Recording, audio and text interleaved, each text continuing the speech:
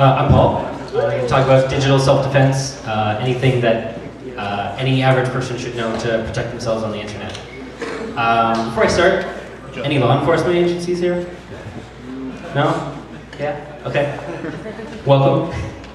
All right, so I think it's important for you to know who I am so that you know why you should listen to me. And that is that I'm a security consultant. I live and breathe information security, and I consult on this stuff all the time. I'm not a lawyer. Don't do anything I say if it would be illegal. If some of the things that I'm going to talk about could be used in an illegal manner, and I advise you not to do those things. I'm also not someone who hacks your ex-girlfriend's Hotmail account if you ask, so don't ask. Before I get into it, I want to talk a bit about Canadian law, because it's a little important. Some of you may know we don't have free speech here. We have somewhat protected speech some of the time.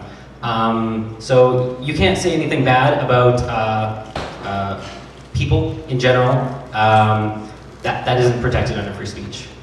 Another thing that isn't protected is inciting others to commit something, to commit an illegal act. So I am not going to be inciting you to do anything. You should consult a lawyer before doing anything that you think may be somewhat sketchy. Don't speak ill of law enforcement on the internet, because the RCMP will come to your house and kick down your door. I know people that this has happened to, and it's because they run their mouth, so I suggest that you not do that. Okay, so when we talk about defending yourself, we need to know who you're defending yourself against. We've got hackers who may be good or may be bad. We've got government agents, let's say oppressive government agents. That's from the G20. That's a pretty awesome ride gear there. And this guy. This is, I'm not sure if this is going to work entirely. This is not working. Do you want the audio? Oh, I totally didn't hook up audio. You know what? Forget it. We'll skip that. Sure. Tell us who he is now. Oh, it's this is a Symantec commercial where there's like, hello, I am Nikolai from Bank of Nikolai. You give me your money and I take it out of your bank account and I put it in my pocket. Front pocket, very safe. Anyway,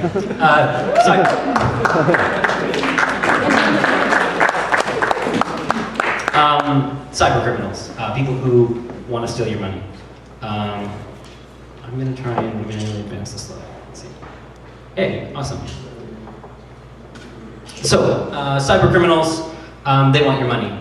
They're going to break into your computer so that when you log into your online banking, they know how to get into, and they're going to siphon all the money out of your account. They're going to use any of your other accounts to send spam or find a way into your online banking account. They will install Trojans on your computer and use spam to send Trojans to everybody on your address book. These guys are in it for the money, and that's not good, because I like my money. So the best way that anybody here can protect against cyber criminals taking your money is by patching software. It seems totally easy and sometimes annoying, but it is the best thing you can do. The 3 pieces of software listed there are the most commonly exploited software used to infect people's computers. So if you can keep all 3 of those things patched up to the latest version, you'll be defending against 95% of cyber criminal related attacks. There's other software that's notorious for its bad security. QuickTime and RealPlayer are on there. Uninstall those from your computer right now. They're really bad news because those companies have shown that they don't care about the security of your computer.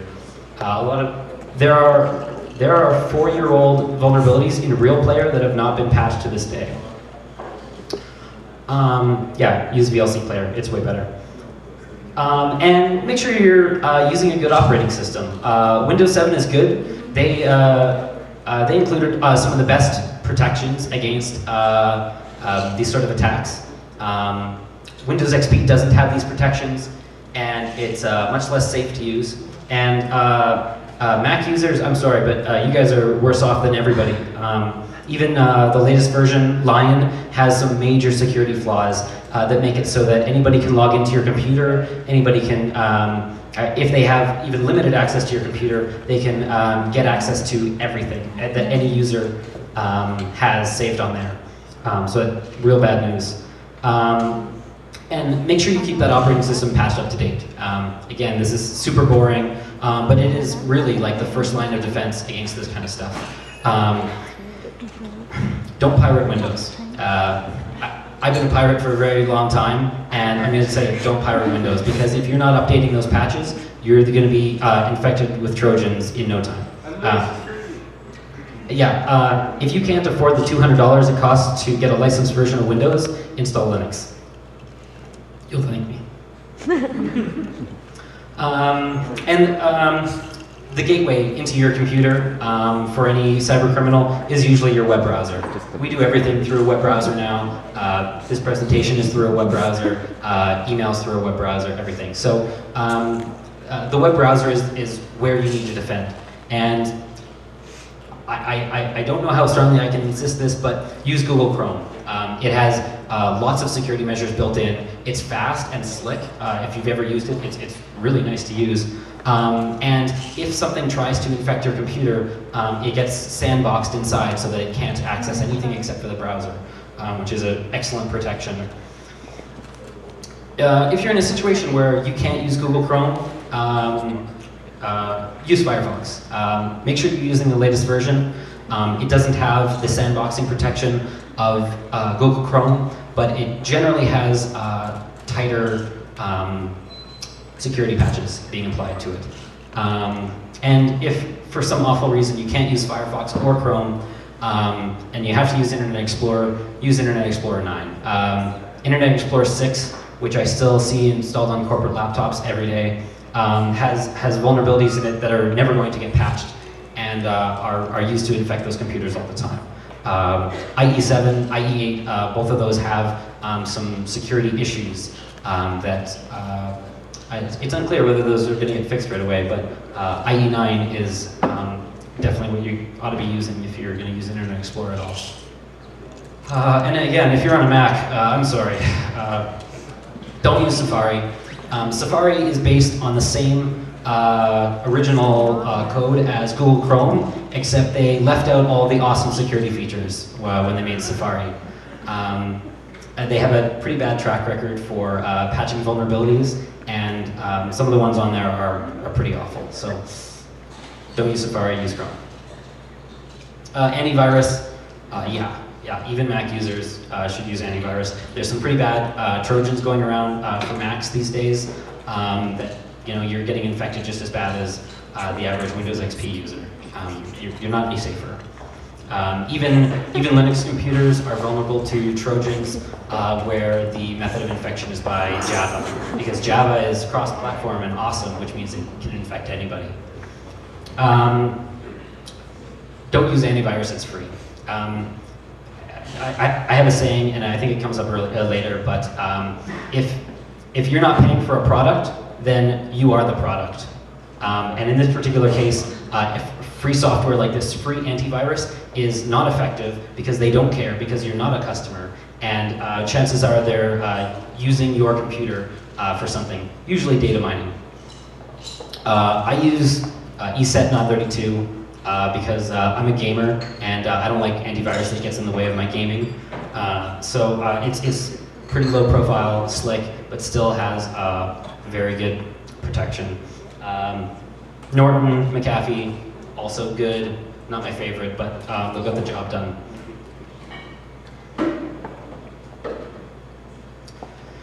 So, hackers. I had a picture of LulzSec up there. They were in the news a lot until they all got arrested. And we had a member of Anonymous here. It was real nice of them to show up. There were some incidents that happened earlier this year where websites were hacked and average people's information was leaked onto the internet. The prawn.com was a fantastic example. That was a members-only porn site where it was free to sign up, but you had to sign up with an email and a password, obviously. And so when this was hacked, you had regular people's full names, their email address, and their password, and a bunch of other information. And this was used to hack those people's Facebook accounts, and Twitter, and email, and all sorts of stuff. If you get into someone's email account, that's pretty much the keys to the kingdom when it comes to that person's life.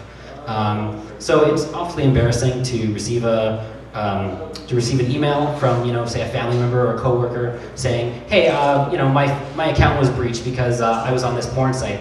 It's a little awkward for everyone, I think. There are numerous sites that were hacked this way, but I think this was the best example because it was one where they put that information up for free. Anybody could access it, and anybody following that anonymous or low site Twitter feed just jumped on board and were encouraged to hack all these accounts with, try this email and password on everything, and people were successful. And taking advantage of poor encryption. Specifically that most website owners aren't encrypting your sensitive data. So when the customer database gets breached, and it will, then all your information is, that you've given to that company is now available to anybody. It's usually bad news. This is the single most important thing you can do to protect yourself against these sorts of incidents. Use a different password on every website. There's a technology called a password safe. It's really easy. You have one master password which opens up your safe, and then you have all these passwords stored inside. And anytime I go to log on to a website, I open up my password safe, and I find the website, and I copy and paste my credentials in there. And that way, I'm using a different password on every single website. That'll stop this sort of password reuse attack. And a lot of people get stung by that. Beyond that, and I'm pretty sure each of us have been hearing this for at least a decade, is to use a strong password. If you think you're clever by putting a 0 instead of a O in a word, you're wrong, and that's still weak. If you think putting 2 words next to each other is a good password, you're wrong again. XKCD said this one here is a pretty good password, 4 words put together. Obviously don't use that exact one, but any 4 words put together is much easier for a person to remember and is still quite long. Personally, that's a password I use right there. Because that's stored in my password safe. I never have to remember that. All I have to do is copy and paste it.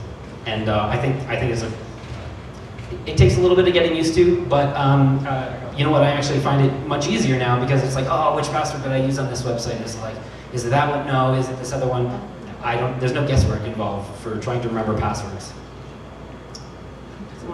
Someone make the, oh yeah, okay, yeah. There was a psychology paper I saw a couple years ago where they said like the maximum number of passwords a person can remember is like 9. And I go to more than 9 websites, so if really a password safe is the best way to keep track of all that stuff anyways. Again, make sure you're using encryption. Make sure that if you're going to a website that you're typing in your password to, you're typing in personal information, it says HTTPS, like up there. If you're not at that website, don't give them anything sensitive, because if they don't care enough about your information to use encryption, then they probably don't care enough about your information to not get hacked or to not be selling your information to anybody. Don't use open Wi-Fi. Again, something you should have been hearing for years, because that guy at Starbucks with a laptop is probably hacking your Facebook profile if you're using that same Wi-Fi that he is. Google and Facebook recently added very strong security protections. I highly advise that if you use their services that you enable these protections. The Google two-factor authentication is a little app that sits on your phone, and when you go to log into a Google website and after you type in your password, it asks you for the code, and the app shows you the code to type in. And so what that means is someone needs not only your password, but also this app on your phone in order to log into your account. Much more secure than just a password. Facebook, the same way. They, whenever you log in, it texts you a code to punch in. So if you're not the person holding your phone, then you can't get into your account.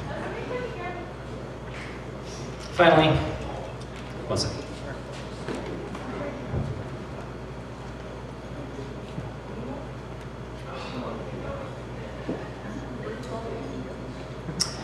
Government. I see a lot of news about how governments in the Middle East are filtering the internet of their citizens and breaking into the accounts of protesters and radical groups and things like that. And in some cases, I think in Syria, if you go to a banned website, it doesn't actually block you. They just show up with guns at your house and kill your family for going to that website. And I think that's all really crappy, but we don't really see that kind of oppression in Canada. Except in Toronto at the G20, and except in Vancouver for the Olympics. But aside from that,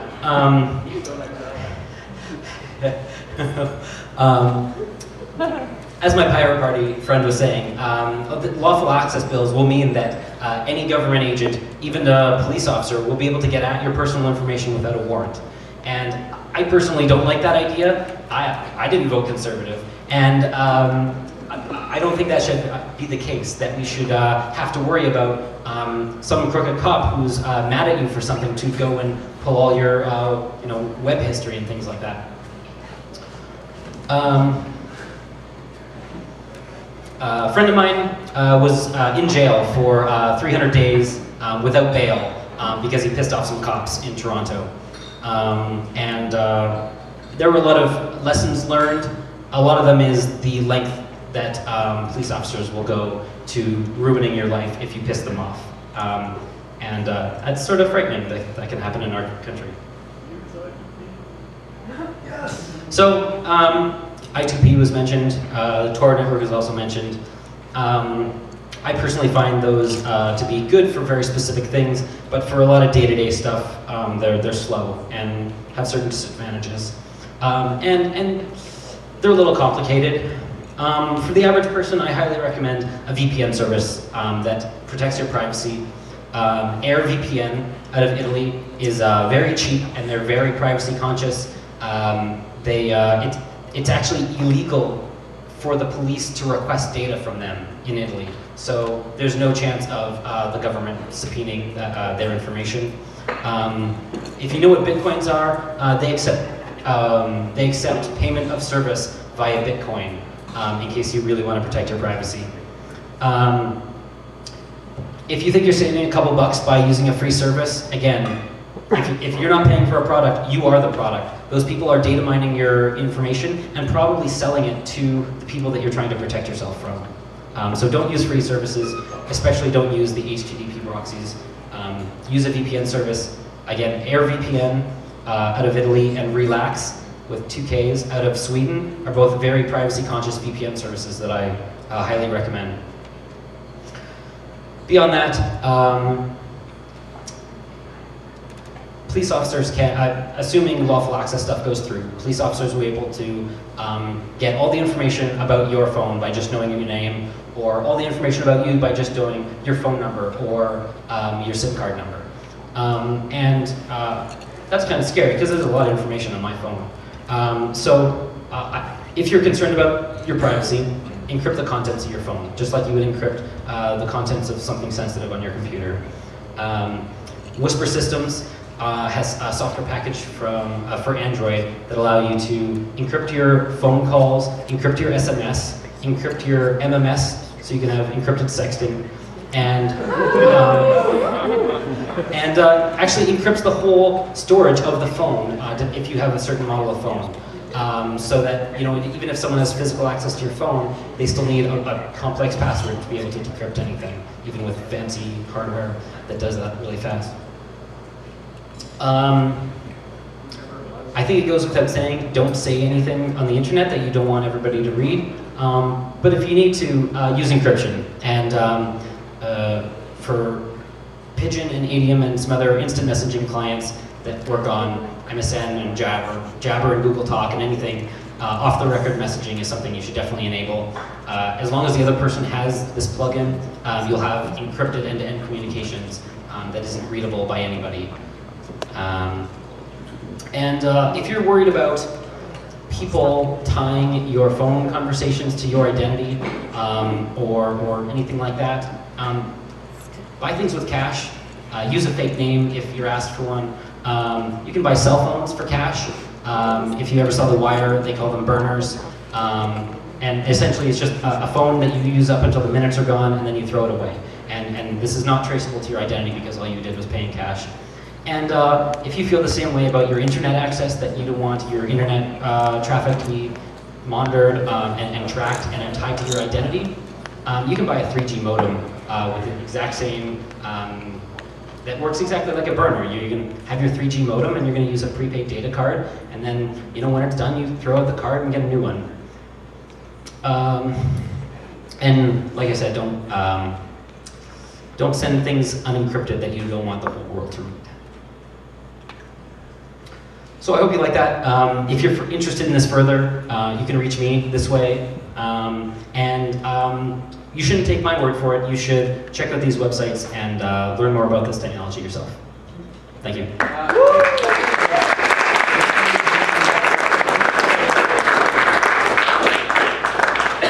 happen to know there's a lot of Mac users in this crowd. So does something like Little Snitch actually help protect you at all? Because I know it helps outgoing connections.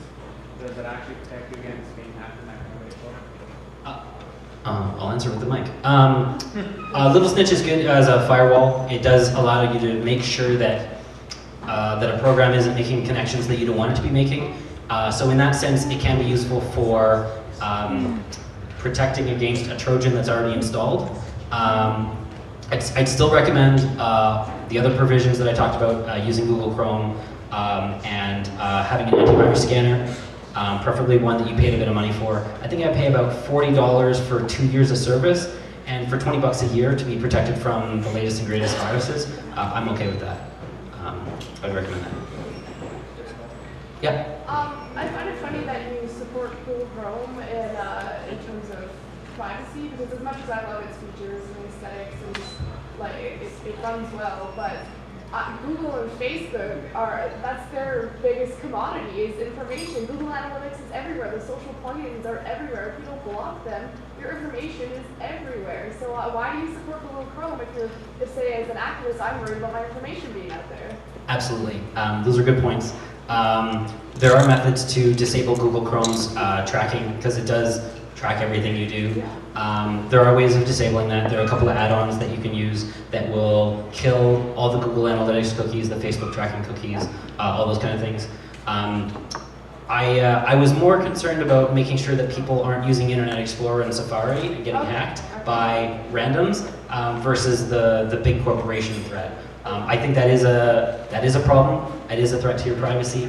In terms of that scale, unfortunately, Google and Facebook, their biggest weapon in becoming the best is they're really convenient. I use Google services for so many things because there is no good alternative to collaborative document creation, for example.